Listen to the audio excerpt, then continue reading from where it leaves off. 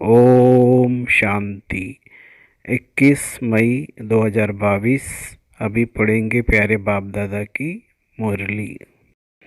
मीठे बच्चे, श्रीमत में कभी मनमत मिक्स नहीं करना। मनमत पर चलना माना अपनी तकदीर को लकीर लगाना। प्रश्न: बच्चों को बाप से कौन सी उम्मीद नहीं रखनी चाहिए? बच्चों को बाप से कौन सी उम्मीद नहीं रखनी चाहिए? उत्तर: कई बच्चे कहते हैं, बाबा हमारी बीमारी को ठीक कर दो, कुछ कृपा करो। बाबा कहते ये तुम्हारे पुराने ऑर्गन्स है, थोड़ी बहुत तकलीफ तो होंगी ही, इसमें बाबा क्या करे? कोई मर गया, देवाला निकल गया, तो इसमें बाबा से कृपा क्या मांगते हो? यह तो तुम्हारा हिसाब किताब है। हाँ, योग बल से तुम्हारी आयु बढ़ सकती है। जितना हो सके योग बल से काम लो। गीत है, तूने रात गवाई सोई के, दिवस गवाया खाए के, हीरा जीवन था यूं गवाया रोए के। ओम शांति। बच्चों को ओम का अर्थ तो बताया है। ऐसे नहीं ओम माना भगवान, ओम अर्थात अहम, अर्थात मैं कौन? मेरे ये ऑर्गन्स। बाप भी कहते हैं अहम आत्मा, परंतु मैं परम आत्मा हूँ, माना परमात्मा हूँ। वह है परम धाम निवासी परमपिता परमात्मा। कहते हैं मैं इस शरीर का भी मालिक नहीं हूँ, मैं क्रिएटर, डायरेक्टर, एक्टर कैसे हूँ, ये समझने की बातें हैं। मैं स्वर्ग का रचयिता जरूर हूँ, सतयुग को रचकर कलयुग का विनाश जरूर कराना ही है। मैं करण करावन हार होने के कारण, मैं करण करावन हार होने कारण मैं कराता हूँ। यह कौन कहते हैं? परमपिता परमात्मा। फिर कहते हैं मैं ब्रह्मांड का मालिक हूँ। ब्रह्मांड के मालिक तुम बच्चे भी हो। जब बाप के साथ रहते हो उनको स्वीट होम भी कहते हैं। फिर जब सृष्टि रची जाती है तो पहले ब्राह्मण रचते हैं, जो फिर देवता बनते हैं। वो पूरे 84 जन्म लेते हैं। शिव बाबा एवर पूज्य है। आत्मा को तो पुनर्जन्म लेना ही है, बाकी 84 लाख तो हो नहीं सकते। बाप कहते हैं तुम अपने जन्मों को नहीं जानते, मैं बताता हूँ। 84 का चक्र कहा जाता है, 84 लाख का नहीं। इस चक्र को याद करने से तुम चक्रवर्ती राजा बनते हो। अब बाप कहते हैं मामेकम याद करो। देह से ही देह के सभी संबंधों को भूल जाओ। अब तुम्हारा यह अंतिम जन्म है। जब तक ये बात बुद्धि में नहीं आई तब तक समझेंगे नहीं। यह पुराना शरीर, पुरानी दुनिया है। यह देह तो खलाश हो जानी है। कहावत भी है, आप मुझे मर गई दुनिया। ये पुरुषार्थ का थोड़ा सा संगम का समय है। बच्चे पूछते हैं, बाबा यह ज्ञान कब तक चलेगा? जब तक भविष्य दैवी राजधानी स्थापन हो जाए तब तक ज्ञान सुनाते ही रहेंगे। इम्तहान पूरा होगा फिर ट्रांसफ़र होंगे नई दुनिया में। जब तक शरीर को कुछ न कुछ होता रहता है, यह शारीरिक रोग भी कर्म भोग है। बाबा का यह शरीर कितना प्रिय है, बाबा का यह शरीर कितना प्रिय है। तो भी खांसी आदि होती है तो बाबा कहते ये तुम्हारे ऑर्गन्स पुराने हो गए हैं, इसलिए तकलीफ होती है। इसमें बाबा मदद करे ये उम्मीद नहीं रखनी चाहिए। देवाला निकला, बीमार हुआ, बाप कहेंगे ये तुम्हारा ही हिसाब किताब है। हाँ, फिर भी योग से आयु बढ़ती है, तुमको ही फायदा है।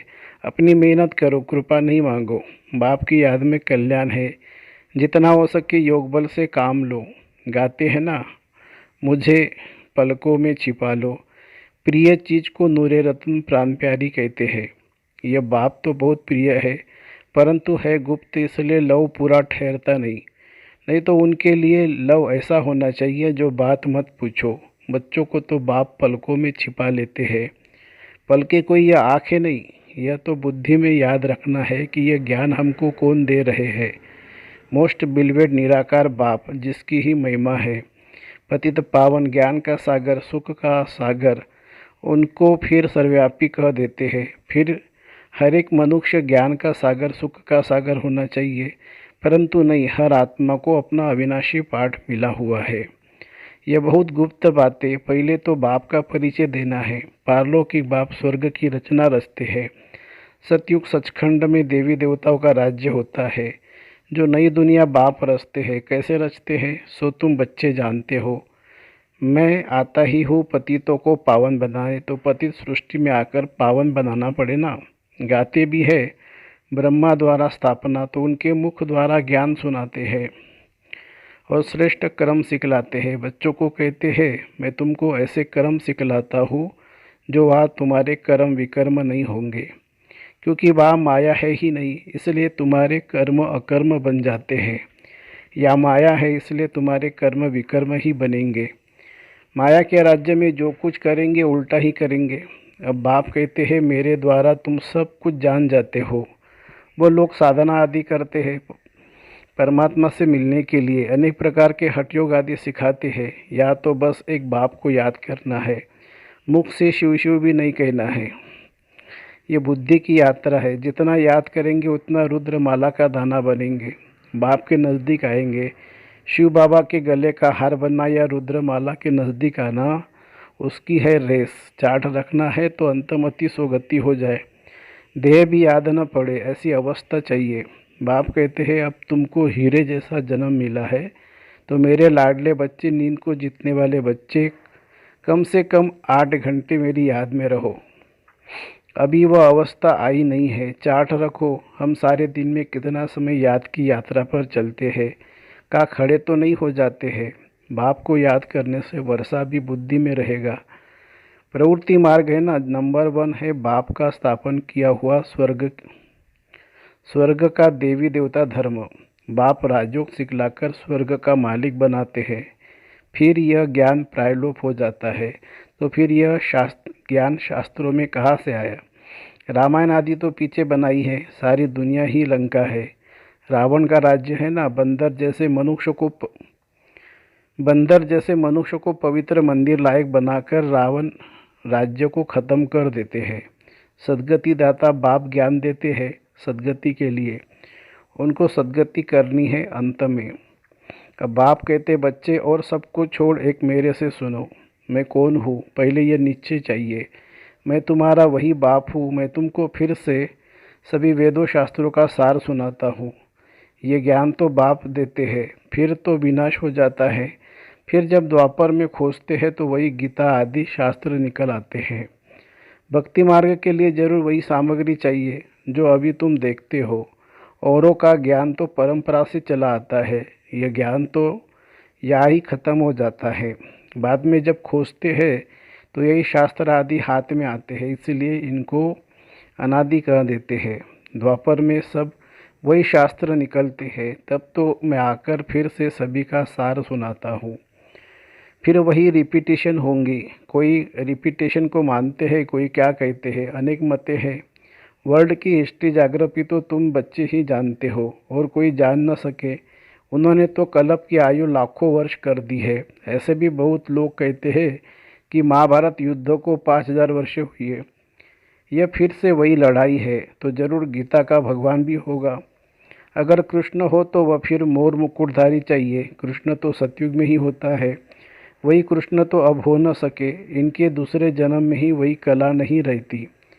16 कला से 14 कला बनना है तो जन्म बाय जन्म थोड़ा थोड़ा फर्क पड़ता जाएगा ना। ऐसे तो मोर मुकुटधारी बहुत है।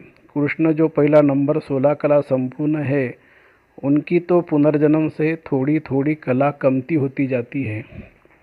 यह बहुत गुह्य राज है। बाप कहते हैं, ऐसे नहीं चलते फिरते घूमते समय गवाओ, यही कमाई का समय है। जिसके पास धन बहुत है वह तो समझते हमारे लिए यही स्वर्ग है। बाप कहते, भल यह स्वर्ग तुमको मुबारक हो। बाप तो गरीब निवाज है, गरीबों को दान देना है, गरीबों को सरेंडर होना सहज होता है। हाँ, कोई बिरला साहूकार भी निकलता है। ये बहुत समझने की बातें हैं। देह का भान भी छोड़ना है, ये दुनिया ही ख़त्म होनी है। फिर हम बाबा के पास चले जाएंगे, सृष्टि नई बन जाएगी। कोई तो एडवांस में भी जाएंगे। श्री कृष्ण के माँ बाप भी तो एडवांस में जाने चाहिए ना, जो फिर कृष्ण को गोद में लेंगे। कृष्ण से ही सत्युग शुरू होता है। यह बड़ी गुह्य बातें हैं, यह तो समझ की बात है। कौन माँ बाप बनेंगे, कौन सेकंड नंबर में आने लायक है, सर्विस से भी तुम समझ सकते हो। लक से भी कोई गैलप कर आगे आ जाते हैं। ऐसे हो रहा है, पिछाड़ी वाले बहुत फर्स्ट क्लास सर्विस कर रहे हैं। रूप बसंत तुम बच्चे हो, बाप को भी बसंत कहा जाता है तो स्टार, इतना बड़ा तो है नहीं। परमात्मा माना परमात्मा, आत्मा का रूप कोई बड़ा नहीं है, लेकिन मनुष्य का मुझे नहीं, इसलिए बड़ा रूप दिखाया है। ऊंचते ऊंचा है शिव बाबा, फिर वो है ब्रह्मा विष्णु शंकर। ब्रह्मा भी व्यक्त से अव्यक्त बनता है और कोई चित्र है नहीं। विष्णु के दो रूप लक्ष्मी नारायण बनते हैं। शंकर का पाठ सूक्ष्मतम तक है। यहाँ स्थूल सृष्टि पर आकर पाठ बजाने का नहीं है, न पार्वती को अमर कथा सुनाते हैं। यह सब भक्ति मार्ग की कथाएं हैं। यह शास्त्र फिर भी निकलेंगे, उनमें कुछ आटे में नमक जितना सच है। जैसे श्रीमद् भगवत गीता अक्षर राइट है, फिर कह देते श्री कृष्ण भगवान, ये बिल्कुल रॉन्ग। देवताओं की महिमा अलग, उच्चते उच्च है ही परमपिता परमात्मा, जिसको सब याद करते हैं, उनकी ही महिमा अलग है। सब एक कैसे हो सकते हैं? सर्वव्यापी का अर्थ ही नहीं निकलता। तुम हो रूहानी सेल्वेशन आर्मी, परंतु गुप्त हो, स्थूल हथियार आदि तो हो न सके। ये ज्ञान के बाण, ज्ञान कटारी की बात है। मेहनत है पवित्रता में। बाप से पूरी प्रतिज्ञा करनी है, बाबा हम पवित्र बन स्वर्ग का वर्षा जरूर लेंगे। वर्षा बच्चों को ही मिलता है। बाप आकर आशीर्वाद करते हैं। माया रावण तो श्रापित करती है। तो ऐसे मोस्ट बिलवेड बाप के साथ कितना प्यार चाहिए। बच्चों को निष्काम सेवा करते हैं, बच्चों की निष्काम सेवा करते हैं। पतित दुनिया पति शरीर में आकर तुम बच्चों को हीरे जैसा बनाए, खुद निर्वाण धाम में बैठ जाते हैं। इस समय तुम सबकी वानप्रस्थ अवस्था है, इसलिए बाबा आया है। सबकी ज्योति जग जाती है तो सब मीठे बन जाते हैं। बाबा जैसा मीठा बनना है। गाते हैं ना, कितना मीठा कितना प्यारा शिव भोला भगवान। लेकिन बाबा कितना निरंकार से तुम बच्चों की सेवा करते हैं। तुम बच्चों को भी इतनी रिटर्न सर्विस करनी चाहिए। यह हॉस्पिटल कम यूनिवर्सिटी तो घर घर में होनी चाहिए।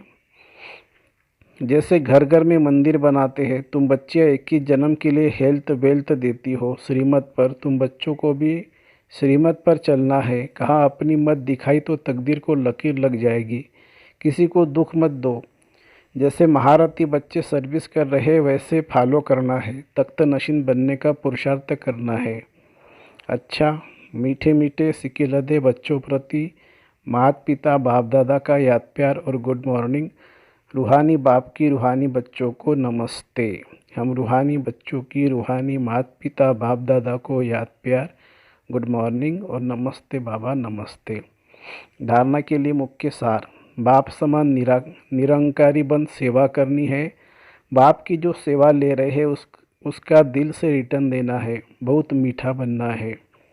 दूसरी पॉइंट, चलते फिरते अपना समय नहीं गंवाना है। शिव बाबा के गले का हार बनने के लिए रेस करनी है। देह भी याद न पड़े, इसका अभ्यास करना है। वरदान, ड्रामा के हर राज को जान, सदा खुश राजी रहने वाले नॉलेजफुल त्रिकालदर्शी भव। जो बच्चे नॉलेजफुल त्रिकालदर्शी है वे कभी नाराज नहीं हो सकते। भल कोई गाली भी दे, इंसल्ट कर दे तो भी राजी, क्योंकि ड्रामा के हर राज को जानने वाले नाराज नहीं होते। नाराज वो होता है जो राज को नहीं जानता। इसलिए सदैव यह स्मृति रखो कि भगवान बाप के बच्चे बनकर भी राजी नहीं होंगे तो कब होंगे। तो अभी जो खुश भी है, राजी भी है, वही बाप के समीप और समान है। स्लोगन है, जो व्यर्थ से इनोसेंट रहता है वही सच्चा सच्चा सेंट इन महात्मा है। जो व्यर्थ से इनोसेंट रहता है वही सच्चा सच्चा सेंट मीन महात्मा है। अच्छा, ओम शांति शांति शांति। शुक्रिया बाबा, शुक्रिया। Thank you Baba, thank you.